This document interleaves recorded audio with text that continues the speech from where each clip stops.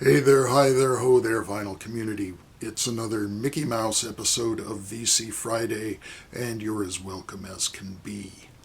I made a record shopping safari to the East Bay this past weekend. I hit 3 stores, and this is what I found. Starting off at Amoeba Records in Berkeley, I was kind of hoping to make some jazz scores. I only picked up one jazz album on the whole trip, and this is it.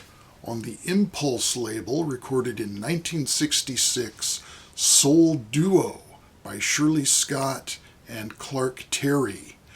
Besides Shirley Scott on the organ and Clark Terry on the trumpet, we have Mickey Roker on drums, and the bass duties are split between George Duvivier on half the tracks and Bob Cranshaw on the other half.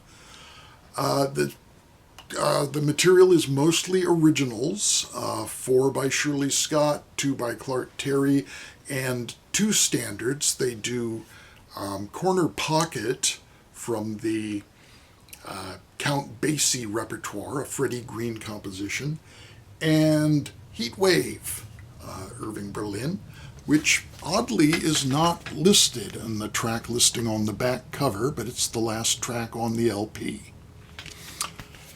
Great stuff, just good, solid, mainstream, swinging, bluesy, funky jazz. Love it. Love Shirley Scott's work. Always want to pick up her stuff on Impulse or on Prestige or anywhere else. And there she is, and that woman must have smoked like a chimney because she's always got a ciggy going. One oddity about this copy is the label. It's got the Impulse label that's divided at the top between the Impulse box and the ABC box with the 2 little trademark notices on either side. But there's no line at the bottom, no ABC copyright line, which usually appears there.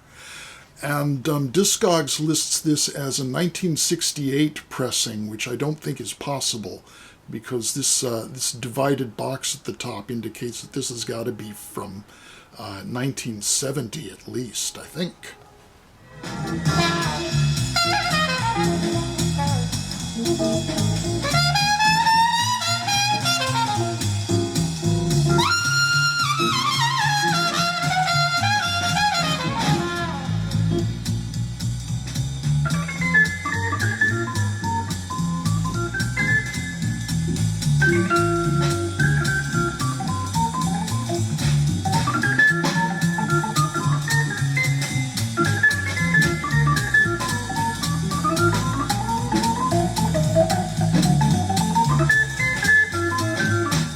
So I picked up 2 other records at Amoeba, the first of which is Peter Gabriel's 4th album from 1982. And the eagle-eyed among you will say, but Michael, you already have that album. You've shown it before. Yes, but this is the Deutsches album, the German language translation, with Peter Gabriel re-singing all the songs in German. And we have the German translations printed on the lyric sleeve. And it is, of course, on the famous Charisma label. I remember when this came out originally, I showed it to my uncle, who was from Germany and happened to be visiting. So we just had a little connection over that. Peter Gabriel Deutsches album, the second of 2 Deutsches albums. He also recorded a German language version of the 3rd album, the one that preceded this. So that one I don't have yet, but maybe it will fall into my hands.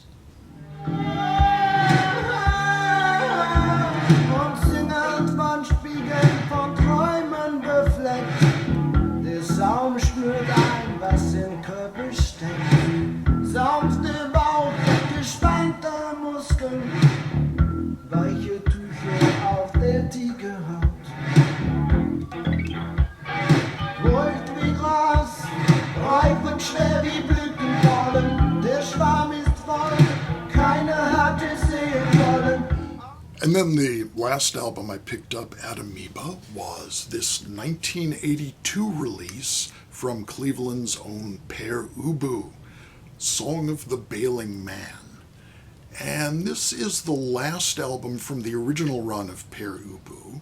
They've got Mayo Thompson on guitar, who had joined the band on the previous album, Art of Walking.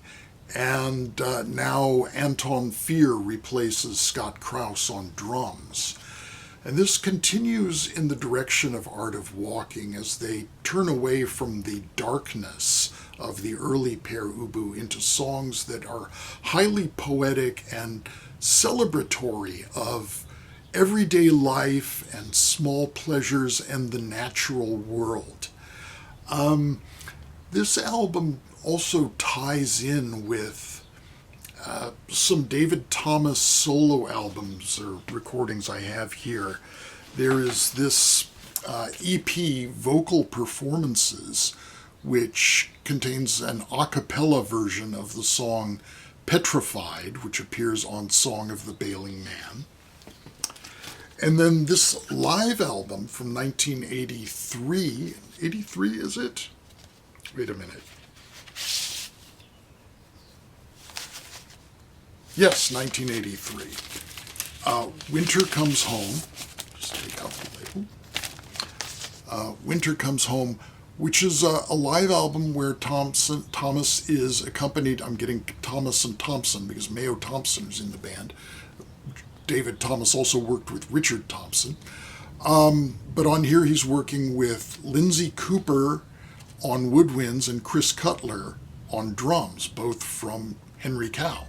And that's it. It's a trio of vocals, woodwinds, and drums. And most of the songs on here are taken from Song of the Bailing Man. Song of the Bailing Man itself has the lyrics printed on the back, starting with the title track, which does not appear on the album. But Song of the Bailing Man, the song, does appear on More Places Forever, David Thomas solo album from 1985, where again he's joined by Chris Cutler and Lindsay Cooper and also Tony Maimone from Pere Ubu on bass. And this album includes, as its fourth track, Song of the Bailing Man. So it was rescued from obscurity. And like the Art of Walking, this is on the Rough Trade label, and it's one of those annoying albums that plays at 45 RPM. So you have to be sure you've got it moved back the next time you play a regular album. So here we get a version of Pere Ubu that just has a lot of joy, a lot of instrumental color, and of course David Thomas's completely bonkers, squawking vocal delivery.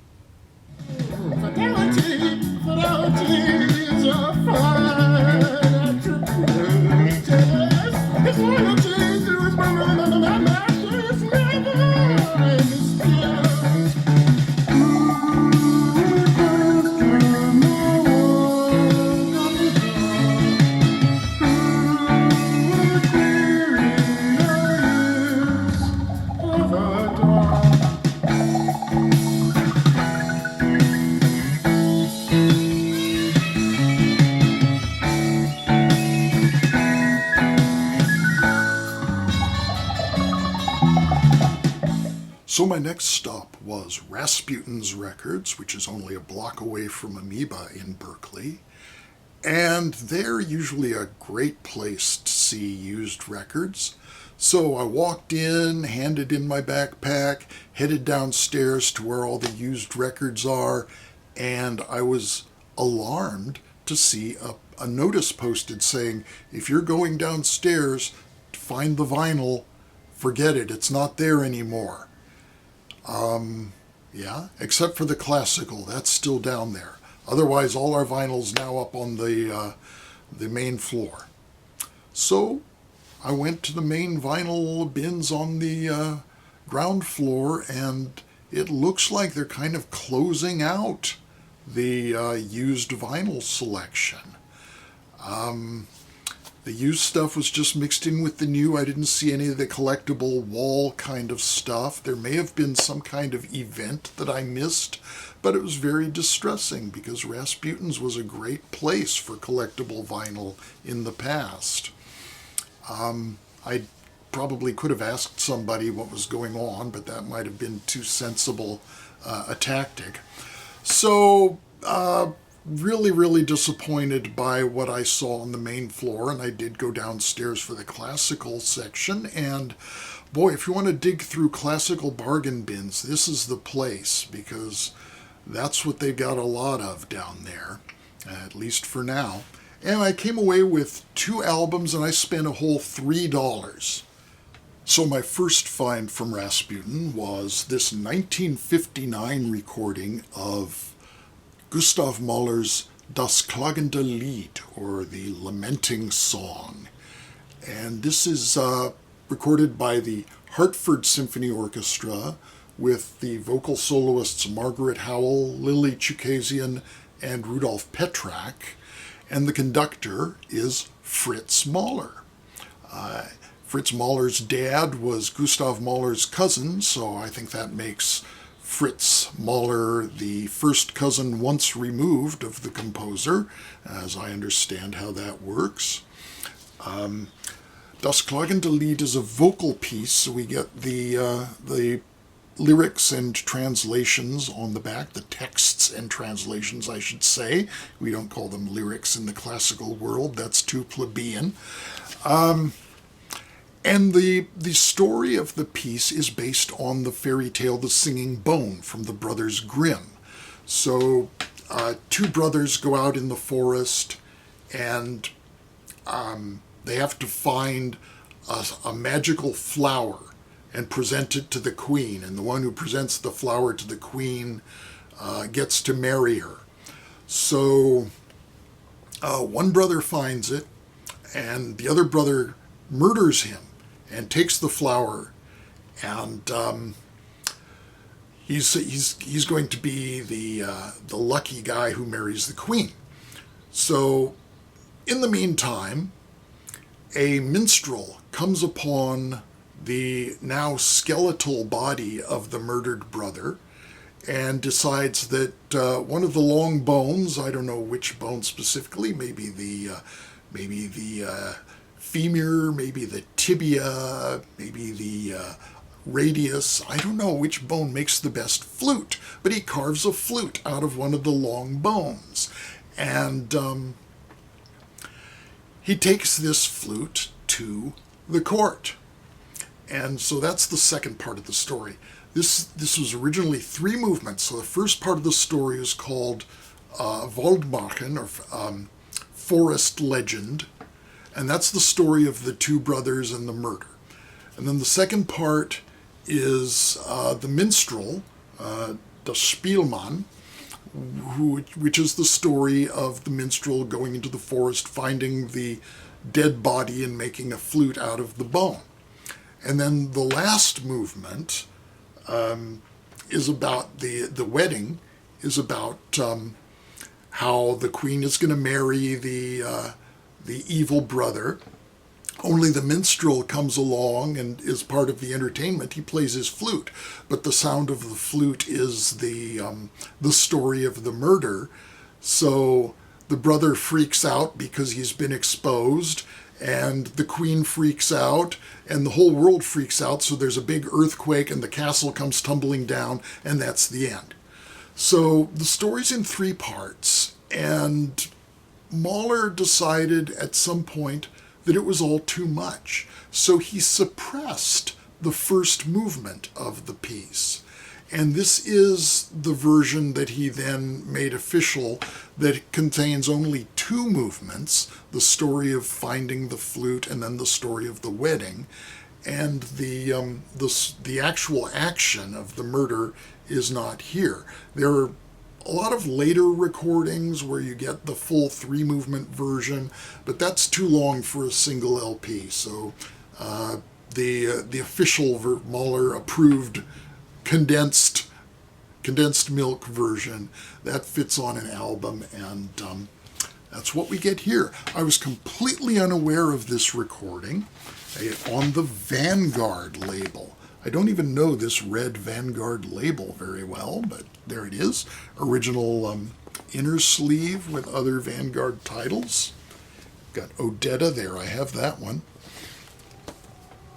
So Mahler and the Lamenting Song from 1959.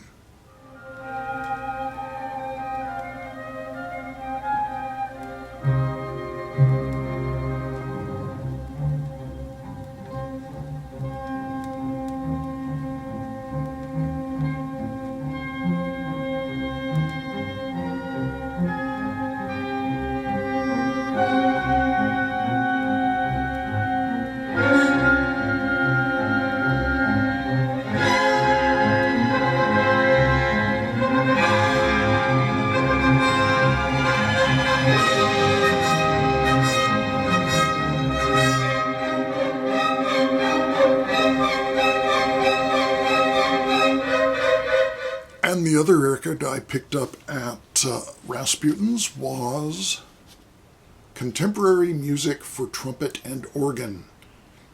Pristine copy, cost me $1. The Mahler was $2. But there are two Mahlers. There's the Fritz Mahler and the Gustav Mahler, so it's $1 per Mahler. This is on the Avant Records label, at least according to the cover. There it is again, Avant Records. But the actual disc is on the Crystal Records label. I have no idea why that is. It does say at the bottom, this recording was originally released on the Avant label, so it just uses the same cover. And I looked it up on Discogs, and they list both versions, but they don't actually have a picture of the label for the Avant Records one. So who knows? Anyway, this is exactly what it says on the label, music for trumpet and organ.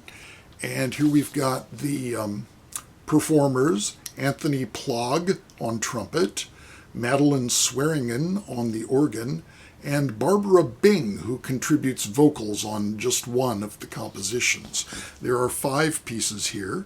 One is an original by Anthony Plog, 2 scenes for soprano, trumpet, and organ. That's obviously the one with vocals. Also, the composer's Vincent Persichetti, who has a piece, The Hollow Men, inspired by T.S. Eliot. Leroy W. Suthers Jr., of whom I know nothing. Gerhard Wünsch, pretty much the same, I don't know anything. And Alan Hovhaness, a composer I enjoy very much, with his Prayer of St. Gregory. Very beautiful piece. I've heard that elsewhere, I'm sure. Prayer of St. Gregory is one of Hovhaness's many works that celebrate his Armenian heritage. And St. Gregory was the person who brought Christianity to Armenia, and Armenia became the first state to have Christianity as a state religion. This was at the beginning of the 4th century. They've got it wrong on here. They say the year 201. That should be the year 301. And Gregory was originally Armenian. And you know the expression, the sins of the fathers? Well, Gregory's father killed the king. And as sins go, killing the king is probably a pretty big one. So that had some repercussions. And the family got killed, but Gregory got whisked off to what is now Turkey, but what was then part of the Roman Empire, where he was converted to Christianity. When he got back to Armenia and they found out how he was, they threw him in the slammer because, he was part of that family that killed the king. So he was in the dungeon for 14 years, and when he got out, he converted the new king to Christianity, and everybody was happy. But this is the song of Gregory in the dungeon, is what we hear on the Hovannes composition. And that was your history lesson for today, I think.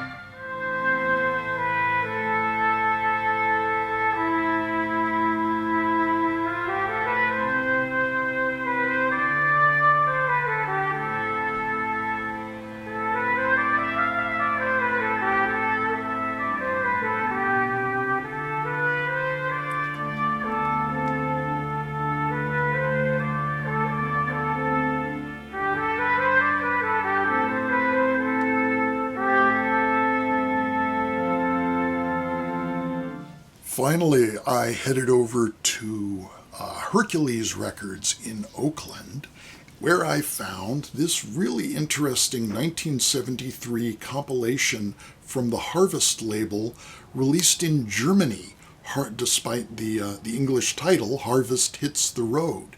This features 6 artists, sort of all German artists. Actually, Sweet Smoke was an American band who relocated to Germany, and Janus, who had a great album cover. It's you can't see the gatefold or the color there, gatefold or the color there, but it's this cool shot of a skeleton in a top hat on the beach.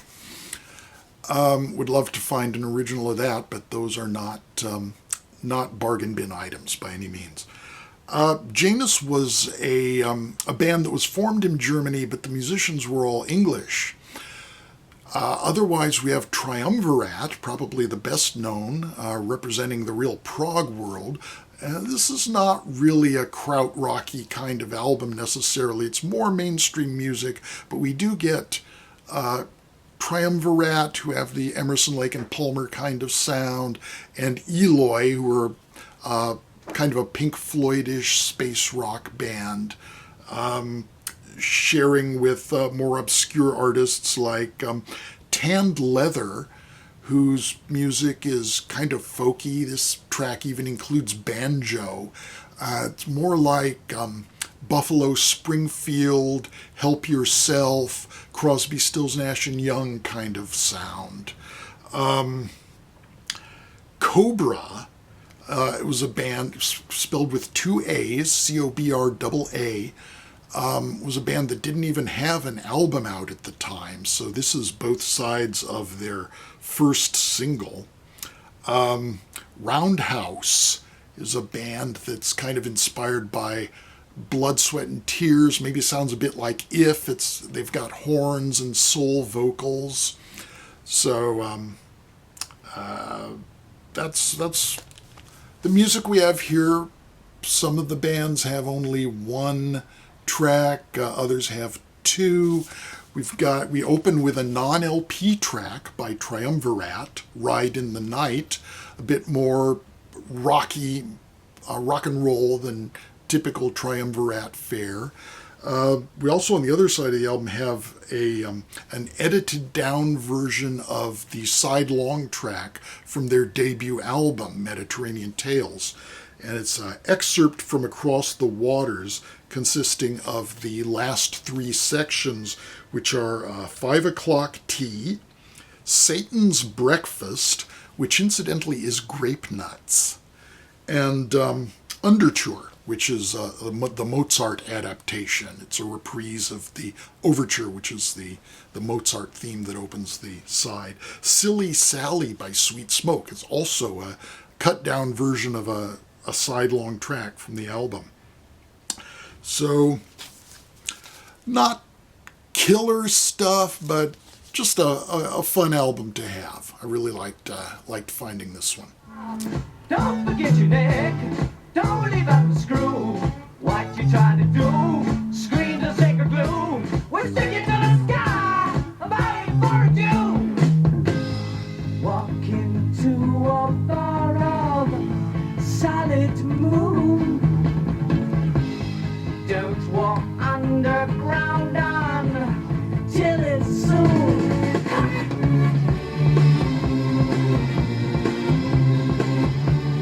I am living as a god of steel. Finally, I picked up 3 great albums from the $5 bin, so real bargains, starting with this 1983 release by Patrick Moraz and Bill Bruford, Music for Piano and Drums. Now, Bill Bruford and Patrick Moraz had both been in Yes, but not at the same time. They had played together before on Chris Squire's solo album in 1975, but at this time Bill Bruford was in the reunited 80s version of King Crimson, and Patrick Moraz had replaced Mike Pinder in the Moody Blues. So that was their day jobs, and this was the first of 2 duo albums that they made. This one, as the title suggests, is strictly piano and drums, so it's all acoustic. Their second one, Flags, from a couple years later, introduced electronics for both players. Bill Bruford was playing his electronic drums, and Patrick Moraz is playing the Kurzweil synthesizer. And that's what they were doing when I saw them on a tour for that album back in the mid-'80s. But this one, despite being just the acoustic piano and drums, is really varied. You get a lot of different sounds and styles. Something I forgot to mention when I was talking about the album for organ and trumpet is that it is really kind of all the same sound. You don't get a lot of variety of tone colors. There are no unusual techniques on the trumpet. You don't get like the funny muted sounds or anything. And the organ uses pretty much the same kind of registrations throughout. So it is a bit samey in sound. This is very much not that, even though it's just the 2 different acoustic instruments. They really provide different moods as well as different sound colors, because it opens with the very celebratory, joyful children's concerto. Most of these are Patrick Moraz compositions. A couple of them are co-written by Bruford, but it moves into some kind of dark and ominous territory, some very beautiful ballad territory, some cool jazzy territory. So really a fine album, and I almost picked up a copy of this earlier on the trip at Amoeba. I saw a copy for $7, but I put it back in the racks because I saw a scratch on it. So I was very lucky that I did, because a little bit later I found this pristine vinyl copy for $5. Lucky me.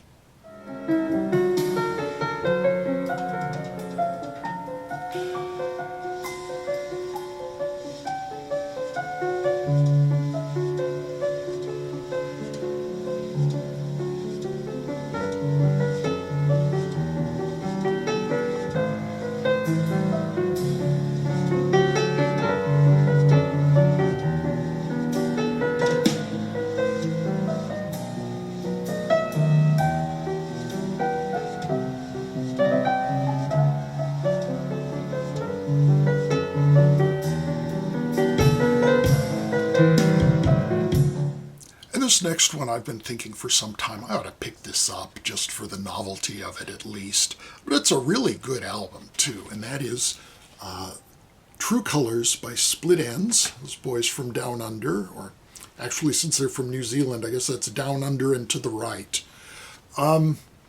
This was a breakthrough album for them. It contains the hit I Got You, which was a huge hit in their native territory, #1 in New Zealand and Australia. Not a top 40 hit in the USA, but still it's something I heard. So it's a familiar song, a really good song. This is just great new wave rock music. It's got some real intelligence behind it, some interesting sounds going on, some interesting use of electronics. The last track is a really unusual departure for them compared to the rest, because it's the only instrumental on the album. It's titled The Choral C, with a play on words there, CHORALC. And it's techno. It's techno before there was techno.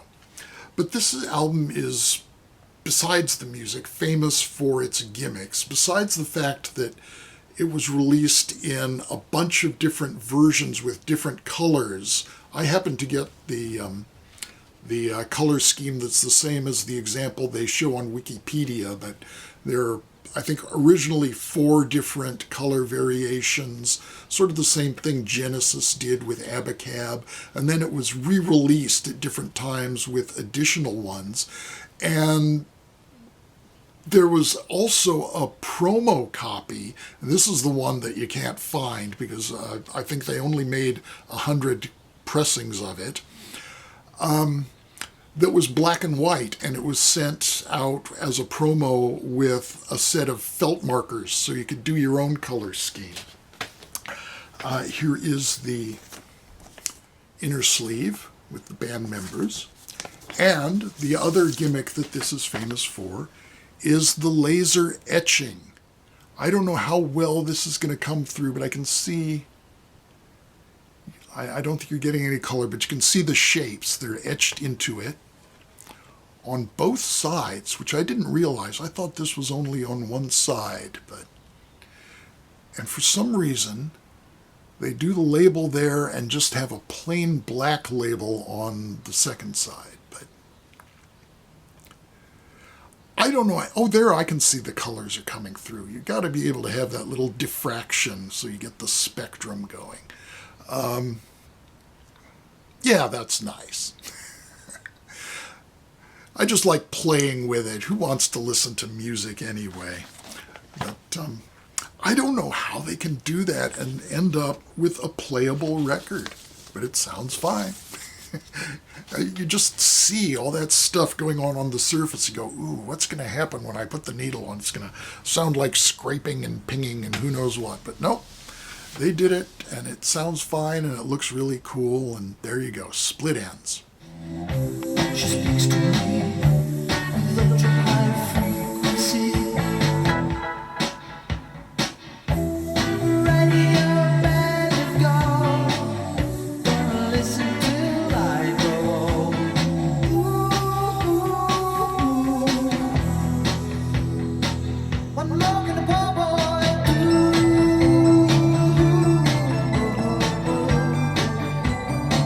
What more can a poor boy do?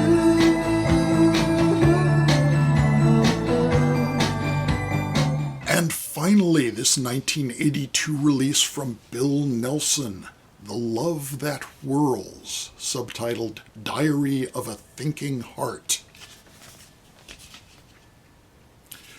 And this is on the the American pressing on the PVC label.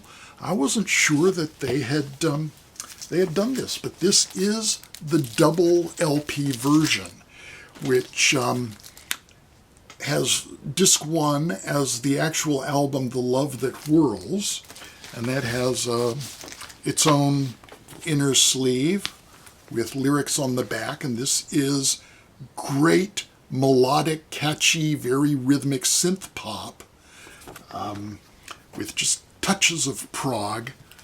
Definitely an evolution away from the straight heavy prog rock of Bebop Deluxe into a very modern sound for 1982.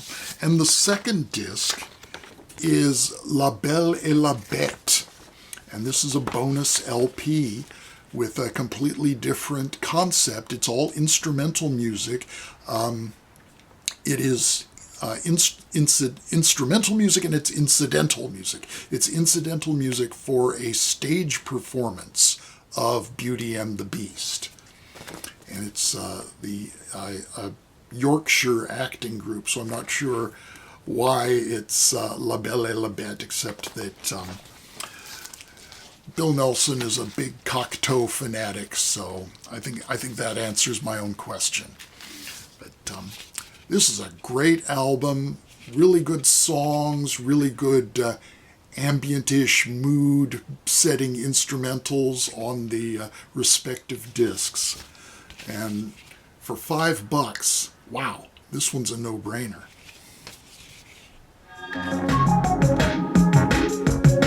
Kisses and wings, all the lure of destiny. Love over sex, over lust, over ecstasy. Tender or brittle, take your chance. Come to your senses, enter the trance. Hope for the heartbeat. Hope for the heartbeat.